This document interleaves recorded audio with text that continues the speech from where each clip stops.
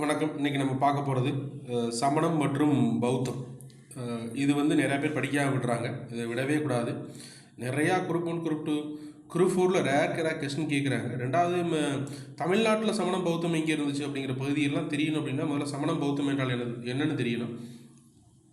எப்படி தொடங்கி தெரிஞ்சால் தான் நம்ம சமணம் பௌத்தத்துடைய தாக்கம் எப்படி இருந்துச்சுன்னு தெரிஞ்சு கொள்ள முடியும். அதனால் மிக முக்கியமாக சமணம் பௌத்தம், சரிங்களா? அந்த சமண பௌத்தத்துடைய மத கொள்கைகள் எதனால் தோன்றியது என்ன போன வீடியோவில் ஆஜீவிகத்தை பற்றி பார்த்தோம். சரிங்களா? பார்க்காதவங்க அந்த விதை பாருங்கள். திரும்ப சொல்கிற ஹிஸ்ட்ரியை பொறுத்தவரை ஒரு கண்டினியூ இதுதான். எவ்வளோ வரைக்கும் தொடக்கத்திலிருந்து கடைசி வரைக்கும் பார்க்குறீங்க அவ்வளோ வரைக்கும் ரொம்ப யூஸ்ஃபுல்லாக இருக்கும். அதனால் என்ன கேட்டீங்கன்னா பார்க்காதவங்க போனதை பார்த்துட்டு பாருங்கள். இல்லைனா கூட அது புரியும். சரிங்களா? ஏன்னா நம்மளுக்கு சில நேரங்களில் சில வகுப்புகள் ஹிஸ்ட்ரி தொடர்ச்சியாக வந்தால் கூட சில நேரங்களில் சில பகுதியில் என்ன செய்யலாம், நம்ம கொஞ்சம் விடுபட்ட பகுதிகளாகவும் தெரிஞ்சுக்கொள்ளலாம். விடுபட்டதிலிருந்து தொடங்கினா கூட புரிஞ்சுக்கிற முடியும். சரிங்களா? இப்போ பார்க்க போகிறது சமண மதம். சரிங்களா? இதில் சமணம் அப்படிங்கிறது, இந்த சமண மதம் எப்படி தோன்றியது? வேத மதத்துக்கு எதிராக தோன்றியதான் சமண மதம். சரிங்களா? வேத மதத்துக்கு எதிராக தோன்றியதான் பௌத்தம். அது எவ்வாறு மக்களிடம் சென்றது? ஏன்னா இந்த நாள் வரைக்கும் சமண மதம் இந்தியாவில் பரவலாக பின்பற்றப்பட்டு வருது. பௌத்தம் கூட இந்தியாவில் ரொம்ப கம்மியான பேர் தான் பின்பற்றுறாங்க. ஆனால் சமணம் ஜெயின், சரிங்களா, நிறையா பகுதிகளில் இந்தியா முழுக்க தென்னிந்தியா வரைக்கும் பின்பற்றக்கூடிய பகுதிகள் நிறைய அடையாளங்கள் காணப்படுது. அப்போ அதை பற்றிலாம் கொஸ்டின் கேட்குறப்ப இந்த தொடக்கத்தை இங்கே விட்டுட்டு என்ன செஞ்சிடக்கூடாது, போயிடக்கூடாது. நேராக சிந்துசமணி நாகரிக படிப்போம், நேராக குப்தர்கள் போயிடுன்னு சொல்லி போயிடக்கூடாது. நீங்கள் group 1, group 2, group 4 full mark எடுக்கணும் ஜிஎஸ்எல் ஆசைப்படுறீங்க அப்படின்னா கம்பல்சரி என்ன பண்ணணும், இந்த பகுதிகளையும் தெரிஞ்சு கொள்ளணும். இந்த பகுதியிலையும் கம்பல்சரி படித்தா தான் என்ன செய்யும் முடியும். சரிங்களா? கம்பல்சரி இந்த பகுதியில் இந்த வீடியோ ஒரு 1/2 வரும். அந்த 1/2 என்ன செய்யலாம், ஒரு நாளில் அந்த ஒரு டாபிக் பார்க்க கம்பல்சரி எல்லா டாப்பிக்கும் கவர் பண்ணி போயிடலாம். சரிங்களா? நீ பார்க்க போகிறது சமணத்துடைய தொடக்கம் எப்படி இருந்துச்சு, அப்புறம் பௌத்தம், தமிழகத்தில் சமணம், தமிழகத்தில் பௌத்தம் எப்படி இருந்துச்சு பார்க்க போகிறோம். பல்வேறு பிரிவுகளில் வர்த்தமான மகாவீரர் தலைமையிலான பிரிவு பௌத்த இலக்கியங்கள். வர்த்தமான மகாவீரர் சமணத்தை தொடங்கியதாக குறிப்பிடக்கூடியவர். பௌத்த இலக்கியங்களில் நிகந்த நடபுத்தர் என்று இவரை குறிப்பிடுகிறது. பௌத்த இலக்கியங்கள் இவரை குறிப்பிடுது. சமண இலக்கியங்களுக்கு பௌத்த இலக்கியங்கள் இவரை நிகந்த நடபுத்தர் என்று குறிப்பிடுகிறது. சமணம் ஒரு மதமாக மலர்ந்தது. இது முதலில் நிற்கிரந்தம் தலையிலிருந்து விடுபட்டது என்று அழைக்கப்பட்டது. கொஸ்டின் பாப்பா, முதலில் சமணம் எவ்வாறு அழைக்கப்பட்டது? நிற்கிரந்தம் என்று அழைக்கப்பட்டது. மகாவீரர் ஜீனர் உலகை வென்றவர் என்று அழைக்கப்பட்டதால் அவர் பிரிவு ஜைனம் என்று அழைக்கப்பட்டது. அவர் மகாவீரன் சொல்லக்கூடிய ஜீனர் உலகை வென்றவர் என்று அழைக்கப்பட்டதால் அவரது பிரிவு, அவர் தனியாக 21 மகா திருத்தங்கள் வருவாங்க, அதிலிருந்து தொடங்கினால சொல்கிறாங்க. சொல்லலாம் தமிழ்நாட்டில் சமணம் என்று அழைக்கப்படுகிறது. சமண பாரம்பரியத்தின்படி, ஏன்னா சைனம் தான் பேர், நம்ம தமிழ்நாட்டில் சமணம்னு சொல்கிறதுனால ஜெயின் அப்படி சொல்லுவாங்க. சரி, நம்ம தமிழ்நாட்டில் சமணம் சொல்கிறதுனால சமணம் இருக்குது அப்படிங்கிறக்காக வார்த்தையை குறிப்பிட்றாங்க. சமண பாரம்பரியத்தின்படி சமணத்தில் ஆதியில் தோற்றுவித்தவர் மகாவீரர் அல்ல, அவர் 24வது தீர்த்தங்கரர் ஆவார், கடைசி ஆவார். மிக முக்கியமானது. பயணம் நிறையா தடவை இந்த கொஸ்டின் கேட்டிருக்காங்க. 24வது தீர்த்தங்கரர் தான் யார்? நம்ம மகாவீரர். இப்போ 23 பேர் இவருக்கு முன்னாடி சமணத்தை வழி நடத்தியிருக்காங்க. அதன்படி தோற்றுவித்தவர் ரிஷபர் என்பவர் ஆவார். அவர் முதல் தீர்த்தங்கரர் கருதப்படுகிறார். யசூர் வேதம் போன கிளாஸ் பார்த்தோம்ல, வேத இலக்கியங்கள் மட்டும் பார்த்துருப்போம். வேதத்தை ஃபுல்லாக பார்க்காம வேத இலக்கியங்கள் மட்டும் அடிக்கடி கேட்குறாங்க. இதை கேட்டால் அங்கே தெரிஞ்சுக்கொள்றதுனால படிக்கிறது. ரிஷபர், அஜிதானந்தர், அரிஷ்டநேமி என்று 3 தீர்த்தங்கர்களை குறிப்பிடுகிறது. மகாவீரர் தமது உறுப்பினர்களை துறவிகளாகவும் துறவரம் கொள்ளாது தம்மை பின்பற்றுவர்களாகவும் திரட்டினார்.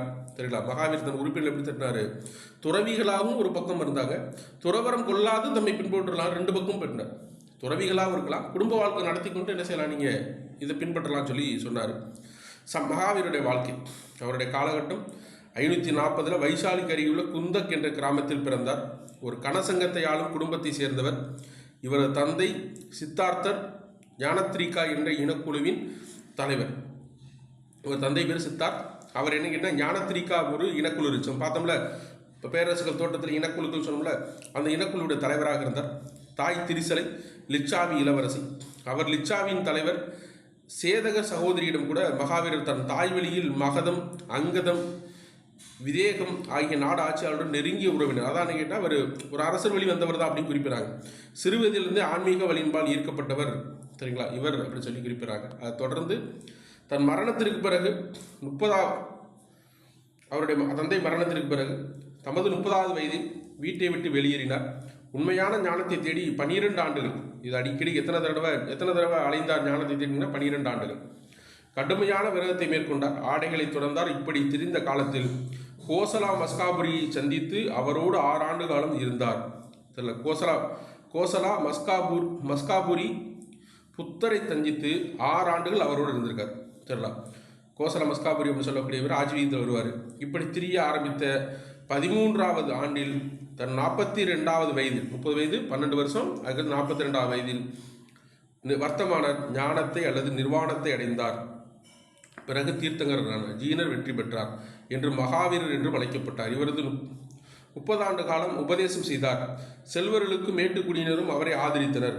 பொது ஆண்டு 468 தனது 72வது வயதில் தன்னுடைய 72வது வயதில் ராஜகரத்துக்கு அருகிலுள்ள பபவூரியில் மரணம் அடைந்தார். இவர் தான் அவருடைய வாழ்க்கை தொடங்குது.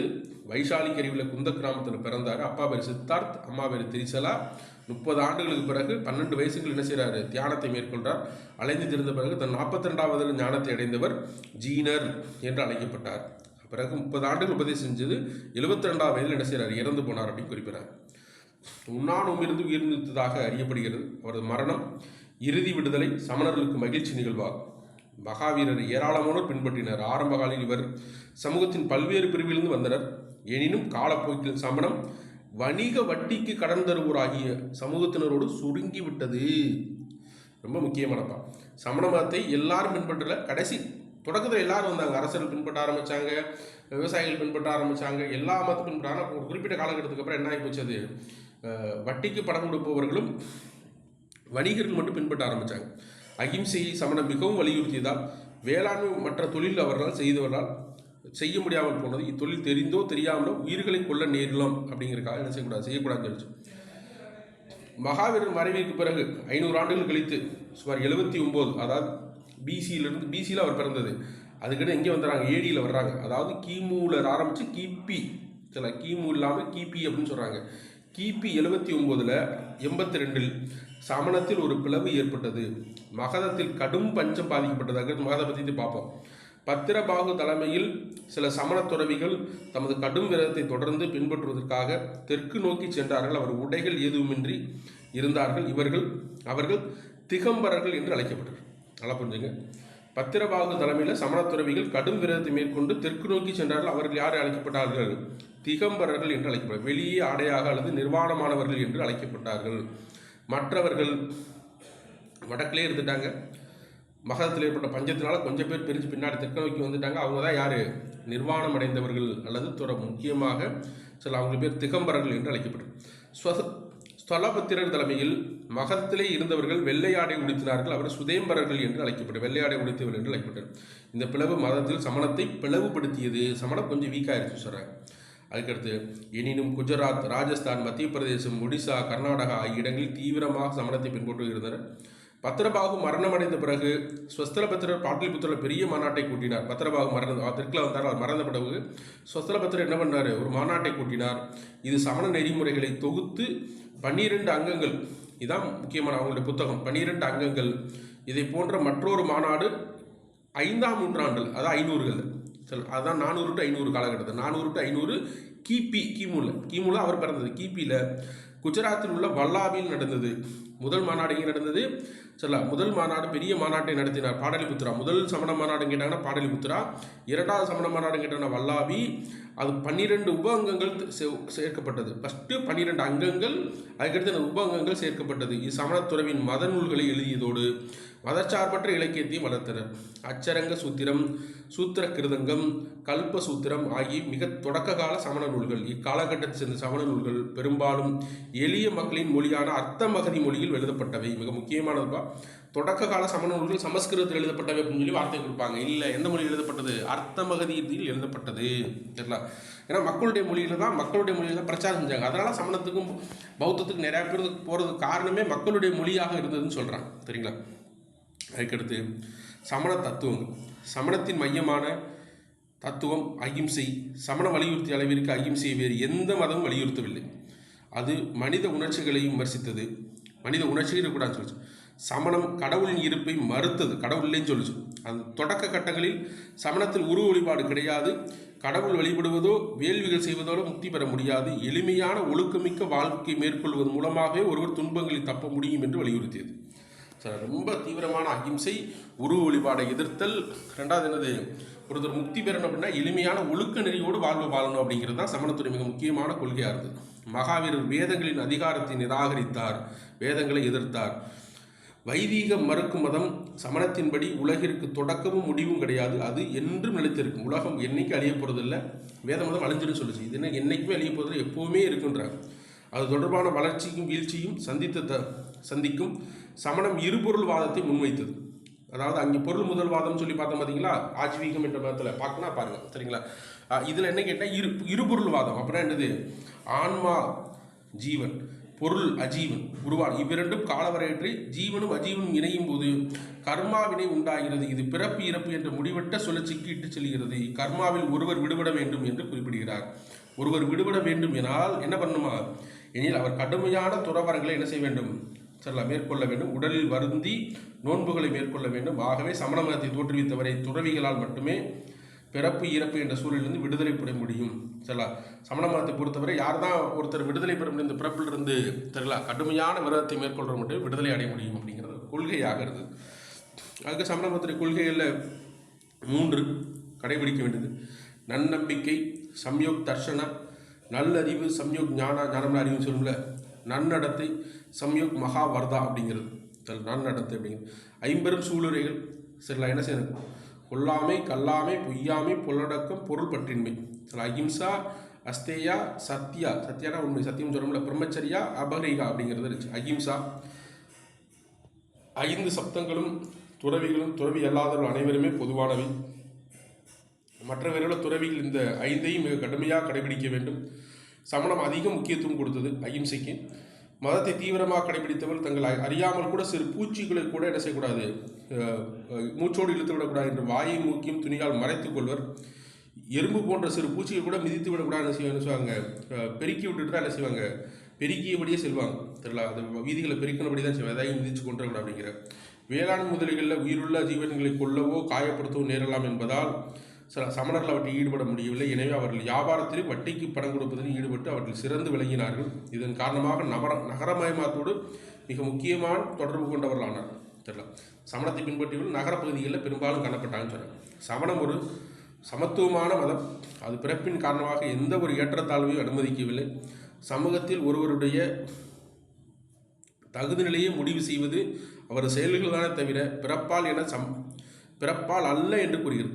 சரிங்களா, சமூகத்தில் அவர் உயர்ந்த இடத்துல இருக்கார் அப்படிங்கிறது அவரோட தகுதி நிலையை வச்சு தான் சொல்லுவதை தவிர என்ன செய்ய முடியாது, பிறப்பால் இல்லை அப்படிங்கிற சொல்லும். ஒருவன் தன் செயல்களால் பிராமணனாக, சத்திரியனாக, வைசியனாக, சூத்திரனாக மாறுகிறார் என சமணம் நம்புகிறது. சரி, ஒருவன் தன் செயல்களால் தான், பிறப்பின் அடிப்பில் பிராமணனாக மாறல. சரிங்களா, பிறப்பின் அடிப்பில் என்ன செய்யல, பிராமணனாவோ சத்திரியனாவோ சூத்திரனாவோ அவன் செயல்கள் அடிப்படையில் என்ன செய்கிறான், அந்த மாதிரி மாறுகிறான் அப்படின்னு குறிப்பிடுகிறது. பெருமை கொள்ளுதல் பாவமாக, பிறப்பினடி பெருமை கொள்ளுதல் பாவமாக கருதுகிறது. பெண்களும் துறவிகளும் ஏற்கப்பட்டார்கள். பெண்களால் முக்தி அடைய முடியாது. நற்செயல்கள் செய்து புண்ணியங்களை ஈட்டுவதன் மூலம் ஒரு பெண் ஆணாக மறுபிறவி எடுத்து மறுபிறச்சியில் என்ன செய்யலாம், முக்தி பெறலாம் அப்படிங்கிறத குறிப்பிடுது. அவ்வளோதான், ரொம்ப சிம்பிள். தெரியல, நன்னறிவு, 3 மும்மணிகள், அப்புறம் அந்த 50 சூளுரைகளை தெரிஞ்சு கொண்டா போதும். பெரிய அளவில் சமணத்தை பற்றி பெரிய டீட்டெயிலாம் தேவையில்லை நம்மளுக்கு. ஏறத்தாழ 3ஆம் நூற்றாண்டில் 300கள், அதாவது 200 to 300களில் தான் தமிழ்நாட்டில் சமணம் வருது. மதுரை பிற இடங்களை சுற்றிலும் குன்றுகளில் சமண துறவிகள் தங்கியிருந்த கற்படுகையோடு கூடிய குகைகள் அதிக எண்ணிக்கையில் காணப்படுகின்றன. கோப்பெருஞ்சோழன் உண்ணாநோம்பிலிருந்து உயிர் நீத்தான் என்ற புறநானூற்று காணப்படும் செய்திகள் சல்லேகனா என்ற சமண நடைமுறையை ஒத்திருக்கிறது. சல்லே கனா அப்படிங்கிறதா என்னது, உண்ணாநோம்பிலிருந்து உயிர் நீத்தல் அப்படிங்கிறத யார் செஞ்சா, கோப்பெருஞ்சோழன் செஞ்சதாக புறநானூறு குறிப்பிடுகிறது.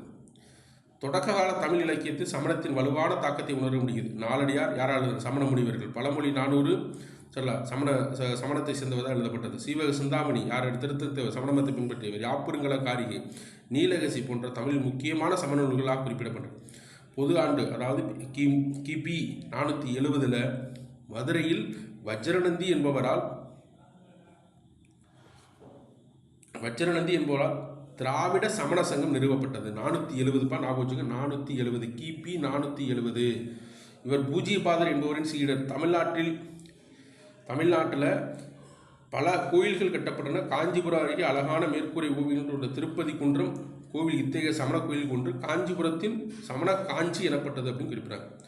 இந்தியாவில் சமணத்துடைய வீழ்ச்சி எழுச்சியாக இருந்தது ஏன் கொஞ்சம் பேர் மட்டும் தான் இருக்கா அப்படின்னு காரணத்தை சொல்கிறாங்க. அரசு ஆதரவை இழந்தது. திகைமரர்கள் ஏன்னா அரசர்கள் என்ன செய்ய முடியாது, போர் புரிவாங்க, அப்போ ஆளை கொள்ளுவாங்க, அப்போ என்ன செய்ய முடியாது, அதனால் அரசோடைய ஆதரவு இழந்தது. திகைமரர்கள் தெற்கு நோக்கி வந்தவர்கள் சுதேம்பரர்கள் மகதத்தில் இருந்தாங்க, பிளவுபட்டது, சமணத்தை பலவீனப்படுத்தியது. ஒரு மத இயக்கமாக செயலாற்றும் துடிப்பை காலப்போக்கில் சமணம் இழந்து ஒரு மதமாக பிரச்சாரம் செய்ய முடியல. காரணம் என்ன கேட்டால் அகிம்சை அப்படிங்கிற கொள்கையில் குழு மனநிலை சமணத்தை பலவீனப்படுத்தியது. சமண மத நடைமுறைகளில் கடுமையான அதன் வீழ்ச்சி ரொம்ப கடுமையான நடைமுறைகள், அகிம்சை, கொல்லாமை, கல்லாமை, பொய்யாமை அப்படிங்கிற ரொம்ப கடுமையான முறைகள் இருந்தது. போட்டியாக பௌத்தம் பரவி சமணத்தை பின்னுக்கு தள்ளியது. இப்போ அதான் பார்க்க போகிறோம், பௌத்தம். சரிங்களா? இது பௌத்தம்னா என்ன, தமிழ்நாட்டில் பௌத்தம் எப்படி இருந்துச்சு, அவ்வளோதான், வேறு எதுவுமே கிடையாது. அவ்வைதீக மதங்கள் அவ்வைதீகம்னா அந்த வேத மதத்துக்கு எதிரான மதங்கள் மிகவும் பிரபலமானது பௌத்தம் தான். சொல்லலாம் இந்தியா விளையாட்டை கூட இந்தியா மற்ற நாடுகளுக்கு நிறையா நாடுகளுக்கு பரவுச்சு. கீழே போட்டுருக்காங்க பாருங்க. செல்வாக்கு மிக்க மதமாக உருவானது, மிகவும் செல்வாக்காக இருந்தன. அசோகர் இதை அரசாங்க கொள்கையாக அசோகர் ஏற்றுக்கொண்டதால் மிக பிரபலமாக மாறியது. 1000 ஆண்டுகளில் இந்தியாவில் பௌத்தம் கிட்டத்தட்ட காணாமலே போய்விட்டது. இதற்கு வெளியே தொலைவிற்கும் பரவியது. இன்று தென்கிழக்கு ஆசிய நாடுகள், மியான்மர், வியட்நாம், சீனா போன்ற நாடுகளில் தென்கிழக்கு ஆசிய நாடுகளில் பௌத்தம் பரவலாக 20ஆம் நூற்றாண்டில் மத்தியில் அம்பேத்கரால் பௌத்தம் மீண்டும் எழுச்சி பெற்றது. 1900 சொல்லலாம். ஏன்னா 1952 பௌத்தத்தை பெரிய அளவில் என்ன செஞ்சார், லட்சக்கணக்கான மக்களோடு பௌத்தத்தை பின்பற்றினான்னு சொல்லி புத்தகத்திலே கொடுத்துருக்கு. புத்தருடைய வாழ்க்கை தொடக்கத்தை தெரிஞ்சு கொள்ள போகிறோம். கௌதம புத்தர் சாக்கி இனக்குழுவை அரசர் சுத்தமாதனர் பட்டத்தரசி மாயாதேவி மகமாயா ஆகியோரின் மகனாவர். அங்கே சித்தார்த்தம் பார்த்தோம்ல, இங்கே யார், சுத்தோதனார் அல்லது பட்டத்தரசி சொல்லலாம். சாக்கி இனக்குழுவை சேர்ந்தவர் இவர். மாயாதேவி ஆவார். இயற்பெயர் சித்தார்த். இவருடைய இயற்பெயர் சித்தார்த். மகமாயா கருவுற்ற போது 6 தந்தங்கள் கொண்ட வெள்ளை யானை தன் கருப்பையில் புகுவதாக கண்டார். பிறப்புக்கு போகும் குழந்தை உலகம் முழுவதற்கும் பேரரசனாக, உலகம் முழுவதற்கும் ஆசிரியனாக இருக்கும் என்று அறிஞரிடம் ஆருடம் கூறினார்.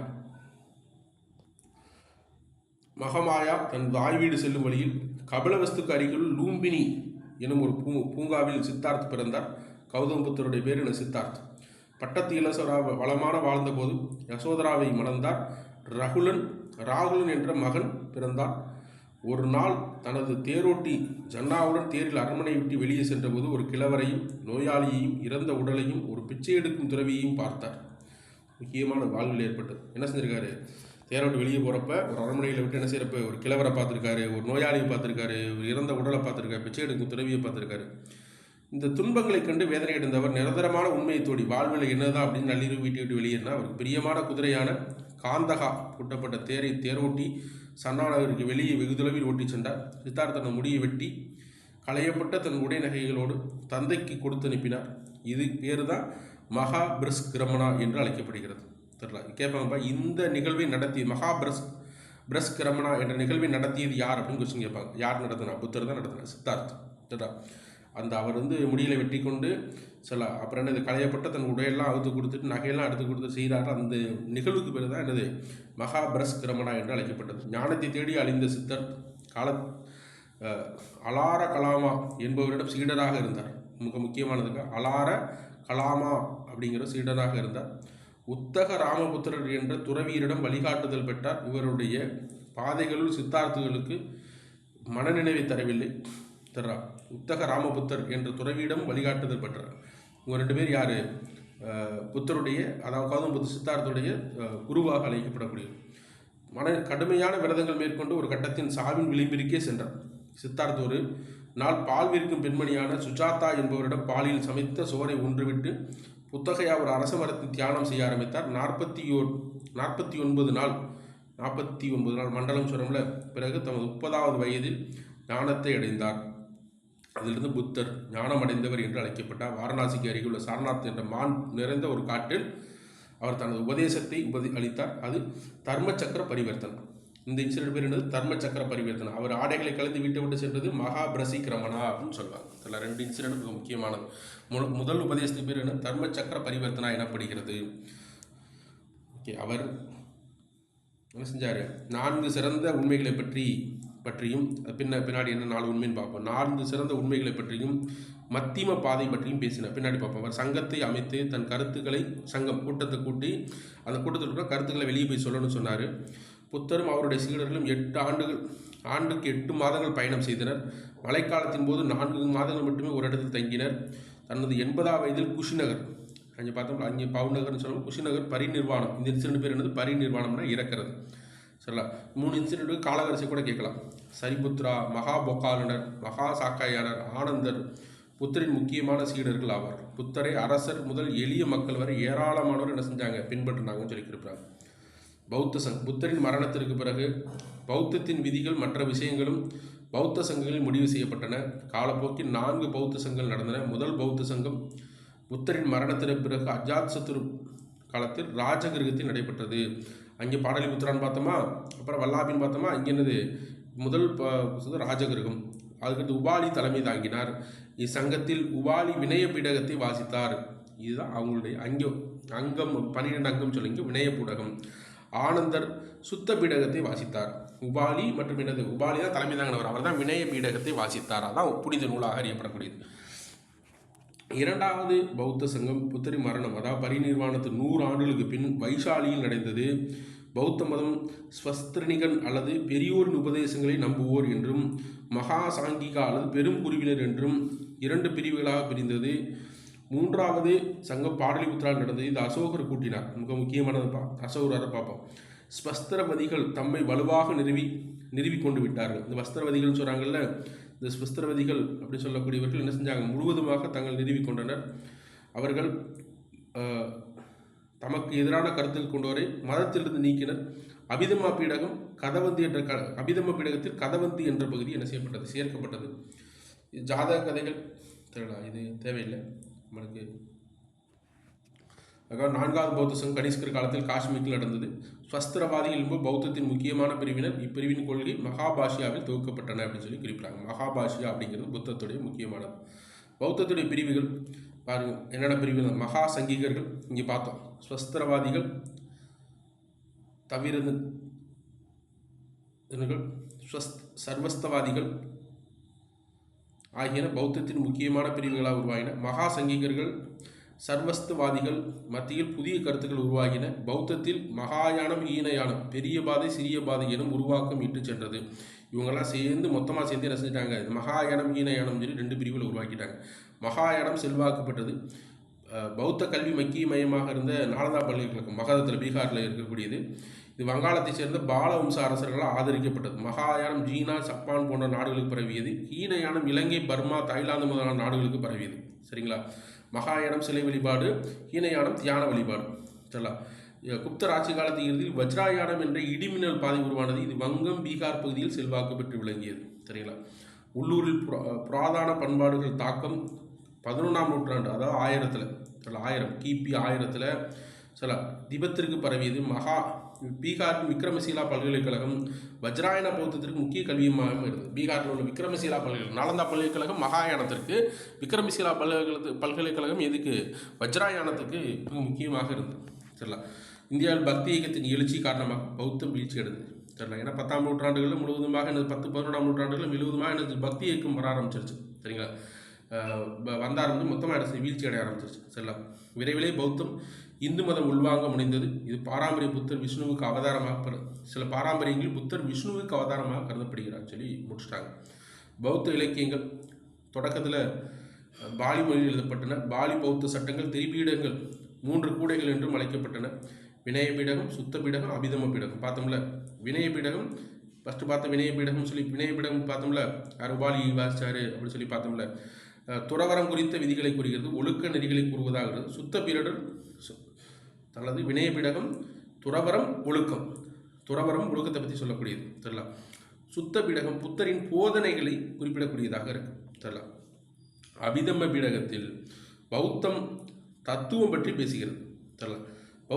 புத்தரின் போதனைகள் அடங்கிய சுத்த பீடகம் 5 பகுதிகளாக, அதாவது நியாயங்கள் பிரிக்கப்பட்டுள்ளது. அவற்றில் தேரகதா, தேரிகதா, முத்த பீச்சுக்கள், பிக்குணிகள், பிரார்த்தனை பாடல்கள், ஜாதக கதைகள், போதிசத்துவராக முந்தைய பிறவிகளில் புத்தர் செய்த செயல்கள் இதெல்லாம் அடங்கியிருக்கிறதா குறிப்பிடலாம். தெரியல. இதெல்லாம் பௌத்த இலக்கியத்தை குறிப்பிடக்கூடியது. குரூப் 1 எக்ஸாம்ஸ் எல்லாம் இதெல்லாம் கேட்கறதுக்கான வாய்ப்புகள் அதிகமாக இருக்கும். சரிங்களா? அதுக்கடுத்து கிரேக்க பாக்டீரியா அரசனும் மினாண்டரும் பௌத்த துறவி நாகசேனருக்கும் இடைக்கும் விதமான மிலிந்தா பன்கா இலங்கை வரலாற்று குறிப்புகள் தீபவம்சம் மகாவம்சம் அப்புறம் குலவம்சம் ஆகியவை மற்ற பௌத்தத்துடைய இலக்கியங்களாக அறியப்படுது. இதெல்லாம் வெளிநாட்டு நூல்களாக அறியப்படக்கூடியது. புத்தருடைய 4 பெரும் உண்மைகள் பார்த்தோம்ல, அதாவது தெரியலாம். துன்பம் பற்றி பெரும் உண்மை, பிறப்பு வயது மரணம் விரும்பத்தகாதவை, பிரிவு நிறைவேறாத விருப்பம் பற்றியது துக்கம். இதுதான் துன்பம் சொல்கிறார். பிறப்பு வயது மரணம் விரும்பத்தகாதவை, பிரிவு நிறைவேறாத விருப்பம் பற்றியது துக்கம் சொல்கிறார். துன்பத்தின் காரணம் பற்றிய பெரும் உண்மை, இன்பம் அதிகாரம் நீண்ட ஆயுள் போன்றவற்றின் ஆசையே துன்பத்திற்கு காரணம் அப்படின்னு குறிப்பிடார். துன்பத்தின் முடிவு பற்றி பெரும் உண்மை, துன்பத்திலிருந்து முழுமையான விடுதலை அடைவதுன்றார். துன்பத்தின் முடிவு பற்றி பெரும் உண்மை என்ன கேட்டி அப்படின்னா, துன்பத்திலிருந்து முழுமையாக விடுதலை அடைவது, கர்மா பிறப்புச்சொல்லிருந்து விடுபட நிவாரண நிலை அடைய வேண்டும். இந்நிலையை அடைய எண்வழி பாதை அல்லது மந்திம பாதை, அதான் ஆல்ரெடி பார்த்தோம், துக்க நிவாரண மார்க்கம் அடையலாம் அப்படின்னு குறிப்பிடார். பாருங்க, நன்னம்பிக்கை, நல்லார்வம், நல்வாய்மை, நற்செயல், நல்வாழ்க்கை, நன்முயற்சி, நற்சிந்தனை, நல்ல தியானம் இருக்கணும் அப்படிங்கிறத என்ன செய்கிறாரு, குறிப்பிடாரு. எனவே புத்தன் கடவுள் பற்றி குறிப்பிடவோ பேசவோ இல்லை. அவர் கடவுள் இருப்பை ஏற்கவோ மறுக்கவோ இல்லை. அங்கே சமணத்தில் இல்லைன்னு சொல்லிட்டாங்க. இவர் ஏற்கவும் இல்லை மறுக்கவும் இல்லை. பௌத்தம் சாதி முறையை ஏற்கவில்லை, சமத்துவத்தை வலியுறுத்தியது அனைவரிடத்திலும். அதனால தான் அம்பேத்கர் ஏற்றுக்கொண்டார். தெரியல. அகிம்சையை போதித்தது. எனினும் அகிம்சையை பொறுத்தவரை சமணம் போல் தீவிரமாக இல்லாமல் மிதவாத போக்குகளாக இருந்தது. தெரியல. மிதவாத போக்கை கடைபிடித்து பௌத்தம் வீணடிப்பதற்கு எதிரானது. அது வணிகத்தையும் சிக்கனத்தையும் ஆதரித்தது. ஆயுதங்கள், உயிருள்ள ஜீவன்கள், இறைச்சி, மது, தெரியல, விஷம் போன்றவற்றை விற்பனை செய்வது அது அனுமதிக்கவில்லை. தமிழ்நாட்டில் பௌத்தம் ஏறத்தாழ பொது ஆண்டு முன்பு 3ஆம் நூற்றாண்டில் தமிழ்நாட்டில் வந்துருச்சு. சரிங்களா? பொதுவாக கிமுலையே வந்துருதாக குறிப்பிடார். தக்கான பகுதியில் காணப்படும் அசோகரின் கல்வெட்டுகள் இந்தியாவில் தென்பகுதியில் பௌத்தம் பரவியதை குறிப்பிடுகின்றன. காவேரி பூம்பட்டினத்தில் பொது ஆண்டு, அதாவது கிபி 4ஆம் நூற்றாண்டில் காவேரி பூம்பட்டினத்தில் 4ஆம் நூற்றாண்டில் ஒரு பௌத்த வளாகம் இருந்ததை தொல்லியல் சான்றுகள் குறிப்பிடுகின்றன. மிக முக்கியமானதுப்பா, என்ன பூம்பட்டினத்தை என்ன செஞ்சு ஒரு பௌத்த வளாகம். வரலாற்றறிஞரான நொபுருல்லா கராச்சிமா பட்டினப்பாளையை ஆதாரமாக கொண்டு அக்காலத்தில் காவேரி பூம்பட்டினத்தில் புலால் உணவுகளை தவிர்த்த உயிர்பலி எதிர்த்த வணிகர்கள் இருந்ததை குறிப்பிடுகிறார். இதில் என்ன செய்கிறாரு வரலாற்றாளர் நொபுருல்லா கரிஷ்மா பட்டினப்பாளையை ஆதாரமாக கொண்டு காவேரி பூம்பட்டினத்தில் அப்படி இருந்திருக்காங்க, பௌத்தத்தை பின்பற்ற இருக்காங்க. இதன் மூலம் தமிழ்நாட்டில் பௌத்த தாக்கத்தை உணர முடிகிறது. சங்க காலத்தில் உட்பட்ட இரட்டை காப்பியங்கள் நூல்கள் ஒன்றான சீத்தலை சாட்டனால் எழுதப்பட்ட மணிமேகலை பௌத்த இலக்கியமாகும். அதை போன்று குண்டலகேசியும் பௌத்த இலக்கியமாகும். பொது ஆண்டு தொடக்கத்தில் காஞ்சிபுரம் தலை தோங்கிய மையமாக இருந்தது. நாலந்தா பள்ளிக்கு தலைமை தாங்கிய தின்னகர் தர்மபாலர் ஆகியோர் காஞ்சிபுரத்தை சேர்ந்த. நாலந்தா பள்ளிகள் பார்த்தோம்ல, மகாயான புத்திசம் சொன்னோம்ல, அதெல்லாம் என்னது தெரியல. தின்னகர் தர்மபாலர் ஆகியோர் காஞ்சிபுரத்தை சேர்ந்தவர்களாக அறியப்படுகிறார்கள். தெரியல. காஞ்சிபுரத்தை சேர்ந்த புகழ்பெற்ற பௌத்த அறிஞர்கள் ஆவார்கள். தமிழ்நாட்டுக்கு வருகை தந்தார் நம்புவோர் யுவான் சுவாங் தனது பயணக்குறிப்பில் அசோகராலும் காஞ்சிபுரத்தில் பல பௌத்த சுவிகள் இருந்ததை பற்றி குறிப்பிடார். பல்லவரசன் தெரியலாம், 2ஆம் நரசிம்மன் தெரியலாம் ஆட்சி காலத்தில் சீன வேண்டுகோளுக்கு இணங்க நாகப்பட்டினத்தில் பௌத்த கோயில் கட்டப்பட்டது. சீன துறவி ஊ கிங் பௌத்த மடத்திற்கு வருகை இருந்தார். பொது ஆண்டு 1006இல் 1ஆம் ராஜராஜன் ஆட்சி காலத்தில் ஸ்ரீ விஜயராஜ மர விஜயோகோத்தங்கன் வர்மன் நாகப்பட்டினத்தில் பௌத்த கோயிலை கட்டினார். காவேரி பூம்பட்டினம் மற்றும் நாகப்பட்டினம் ரெண்டுமே பௌத்தத்துக்கான முக்கிய இடமாக இருந்ததாக குறிப்பிடார். தெரியல. சூளாமணி ஒரு வர்ம விகாரம் எனப்படுகிறது. தெரியல. பௌத்தத்தில் வீழ்ச்சி பௌத்த காலத்தில் காலம் பிரிவுகளை எதிர்கொண்டது. அதில் ஏற்பட்ட ஹீனயானம், மகாயானம், வஜ்ரயானம், தந்திரயானம், சகாயானம் பிரிவுகள் பௌத்தத்தின் உண்மைத்தன்மை இழக்கச் செய்தன. கொஞ்சம் கொஞ்சமாக பிரிஞ்சு போய் நிறையா உண்மை இழந்து பௌத்தம் முழுவதுமாக வீழ்ச்சி பெற்றுச்சாங்க. வட இந்தியாவில் பேச்சு மொழியாக இருந்த பாலி, பிராகிருதம் போன்ற பௌத்த மத செயல்கள் முதலில் பரப்பப்பட்டன. பின்பு கனிஷ்கரின் ஆட்சி 4ஆம் பௌத்த சங்கம் பார்த்தோம்னா காஷ்மீரில் அவை சமஸ்கிருத மொழியில் எடுத்து செல்லப்பட்டன. பாமர மக்களுக்கு பௌத்தத்தினிடையே இடைவெளி ஏற்பட்டது. ஹர்ஷவர்த்தனர் காலத்தில் பிறகு பௌத்தம் அரசு ஆதரவை இழந்தது. அதற்கு மாறாக வேத மதங்கள், ஏன்னா ஹர்ஷர் என்ன செய்வார், பௌத்தத்திலிருந்து மாறி சிவன் வழிபாடு செய்ய ஆரம்பிச்சிருவார். தெரியல. சுங்கமிடமிருந்து பிற்காலத்தில் குப்த பேரரசு அரசு ஆதரவை பக்தி இலக்கியங்கள் சேர்ந்த ஆன்மீகவாதிகள் ராமானந்தர் போன்றவர் வேத மதத்தை நிலைநாட்டினர். அடுத்து ஹீனர்களின் படையெடுப்பு பௌத்தத்தில் பெரும் பாதிப்பை ஏற்படுத்தியது. ஹீனர் ஆட்சியாளர்கள் தோரமானர், மிகிரகுலர், இந்த ஹீனர்கள் சொல்லக்கூடிய படையெடுப்பாளர் வெளியிருந்து படையெடுத்திருந்தாங்க. தோரமானர், மிகிரகுலர் ஆகியோர் பௌத்தர்கள் மீதான ஆழமான வெறுப்பை கொண்டிருந்தனர். அவர் வடமேற்கு இந்தியாவில் வாழ்ந்த பௌத்த மதத்தினரை கிட்டத்தட்ட அழித்தொழித்தனர். முழுவதுமாக வடமேற்கு பகுதியில் இருந்த என்ன செஞ்சிட்டாங்க, முழுவதுமாக பௌத்தர்களை அழித்து ஒழித்து விட்டனர். தெரியல, அவர்களால் பௌத்தத்தின் கொல்லாமை கோட்பாடு இணக்க முடியவில்லை. அவர்கள் வேத மதத்தின் கேட்பாங்கப்பா தெரியல, ஈனர்கள் முழுவதுமாக பௌத்தத்தை இது பண்ணிட்டாங்க. தெரியல, வேத மதத்தின் தீவிரமான ஆதரவாளராக இருந்தார்கள். ராஜபுத்திரர்கள் பௌத்த மதத்தினை துன்புறுத்துவதிலும் கொள்வதிலும் ஈடுபட்டனர். ராஜபுத்திரர்கள் அதே மாதிரி தான். இறுதியாக அரோபியர்கள் துருக்கியர்கள் பௌத்த துறவி இந்தியா விட்டு வெளியேற்றி நேபாளம், திபெத், இலங்கை நாடுகளில் அடைக்கலம் அடைந்தனர். இதன் விளைவாக பௌத்த மதம் இந்தியாவில் மெல்ல மெல்ல மறைந்தது அப்படின்னு குறிப்பிட்றாங்க. தெரியல, ஒன்று இந்து மதத்துடைய எழுச்சி, ராஜபுத்தருடைய ஆதரவின்மை, ஹர்ஷருக்கு பிந்த வந்த அரசர்கள் எதிர்ப்பு, சில அப்புறம் ஈனர்கள் சொல்லப்படக்கூடிய அரசர்கள் எதிர்ப்பு போன்றவை மிக முக்கியமாக இருப்பதாக குறிப்பிட்றாங்க. தெரியல, இல்லை புக்கு பின்னாடி வர கொஸ்டின்ஸு சில அப்படியே பார்த்துக்குங்க ஒரு தடவை. தெரியல, ஓகே. அடுத்த கிளாஸில் அடுத்து பேரரசுகள் என்னென்ன பேரரசுகளாக இருந்துச்சு எப்படி, ஏன்னா அசோகர் வந்து முக்கியமான அரசர். அசோகரை படிக்காமல் என்ன செய்ய முடியாது, போகவே முடியாது. அசோகர் முக்கியமான அரசர். நிறையா பேர் குப்தருக்கு போயிடும், அசோகரை படிக்காமலே போயிடும். அப்போ மௌரிய பேரரசு படிச்சுட்டு தான் என்ன செய்யணும், குப்த பேரரசு போகும். அடுத்த கிளாஸில் மௌரிய பேரரசு பார்க்கலாம்.